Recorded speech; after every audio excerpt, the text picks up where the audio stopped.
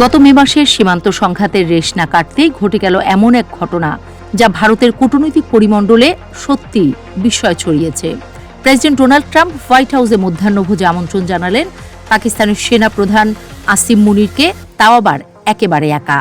এটাই কি যুক্তরাষ্ট্র ও পাকিস্তানের সম্পর্কের এক বড় রিস্টার্ট, বিশেষ করে সেই সময় যখন ভারত পাকিস্তান সীমান্তে উত্তেজনার বারুদ লেগেই আছে। আর এই জন্যই কি সব হারিয়ে একা মোদি এবার ঝুঁকছে চীনের দিকে? আসিম মুনিরকে নিয়ে ভারতের অভিযোগ নতুন নয়। এস জয়শঙ্কর সরাসরি অভিযোগ করেছেন কাশ্মীরে পর্যটকদের হত্যার পেছনে ধর্মীয় পরিচয় ছিল মূল লক্ষ্য, আর এজন্য দায় এড়াতে পারেন না আসিম মুনির। অন্যদিকে পাকিস্তান পাল্টা দাবি তুলেছে মোদির হিন্দুত্ববাদী নীতিমালায় উগ্রতা ছড়াচ্ছে, কেননা ভারতের মুসলিম সংখ্যালঘুরা আজও কোণঠাসা। দুই দেশের মধ্যে এই বিরোধের মধ্যে পাকিস্তান সেনাপ্রধানকে ডাকা মানতেই পারছেন না মোদি।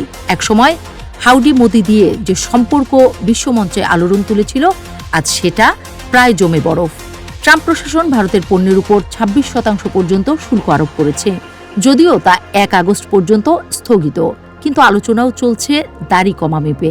ভারতকে বলা হয়েছে দুগ্ধ ও কৃষিখাত খুলে দিতে, কিন্তু নয়াদিল্লির সোজা জবাব না। আর এদিকে ভারতও চাইছে ইস্পাত ও গাড়ির শুল্কে ছাড়।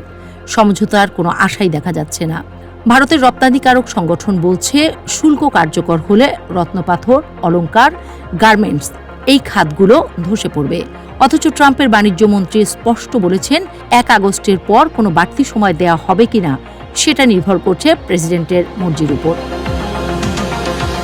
এই টানাপোড়েনের মাঝেই ঘটেছে এক চমকপ্রদ পরিবর্তন। ভারতের পররাষ্ট্রমন্ত্রী জয়শঙ্করের বহু প্রতীক্ষিত বেইজিং সফর। 2020 সালের রক্তাক্ত সীমান্ত সংঘর্ষের পর এই প্রথম চীন সফরে গেলেন কোনো ভারতীয় পররাষ্ট্রমন্ত্রী। ভারতের সুর এবার কিছুটা নরম। চীনা বিনিয়োগে যে বিধিনিষেধ ছিল সেটাও শিথিল করার ইঙ্গিত দিচ্ছে নয়াদিল্লি। আর চীন তারাও ভারতকে কাছে টানার চেষ্টা করছে। কানাঘুষা শোনা যাচ্ছে ভারত, চীন আর রাশিয়া মিলে নাকি আবারও সেই ভেঙে পড়া RIC জোটকে প্রাণ দেওয়ার আপ্রাণ চেষ্টা চালাচ্ছে। বিশ্লেষকদের মতে ভারতের হাতে আর কোনো রাস্তা খোলা নেই, একথা বেশ ভালোই বুঝতে পারছে তারা। কারণ চীন এখন শুধু পাকিস্তানের বন্ধু না, বাংলাদেশ, নেপাল, শ্রীলঙ্কা, এমনকি মালদ্বীপ পর্যন্ত তাদের প্রভাব বিস্তার করছে। নিউ ইয়র্কের আলবানি বিশ্ববিদ্যালয়ের রাষ্ট্রবিজ্ঞানী ক্রিস্টোফার ক্ল্যারি বলেছেন, ট্রাম্পের মতো চুক্তিবাজ প্রেসিডেন্টের অধীনে ভারত কখনোই নিশ্চিন্ত হতে পারে না। আগামীকাল হোয়াইট হাউস চীনকেই আবার কোলে টেনে নেবে না কে জানে।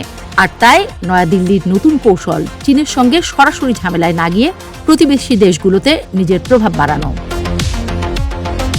পাকিস্তান যখন আমেরিকার মধ্যাহ্নভোজে, ভারত তখন টানাপোড়েনে। বন্ধুত্বের সম্পর্কও এখন তলানিতে। ট্রাম্পের এক লাঞ্চ যেন ভারতের কূটনীতিতে ঝাঁকুনি দিয়ে গেল। আর এই অবস্থাতেই নয়াদিল্লি বুঝে গেছে ট্রাম্পের মুডের চেয়ে অনেক বেশি স্থায়ী হতে পারে চীনের বাজার আর যৌথ স্বার্থে গড়ে তোলা বাস্তববাদী সম্পর্ক। তাই কালক্ষেপণ না করে চীনের সঙ্গে হাত মেলাতে আগ্রহী হয়ে উঠেছে মোদির ভারত।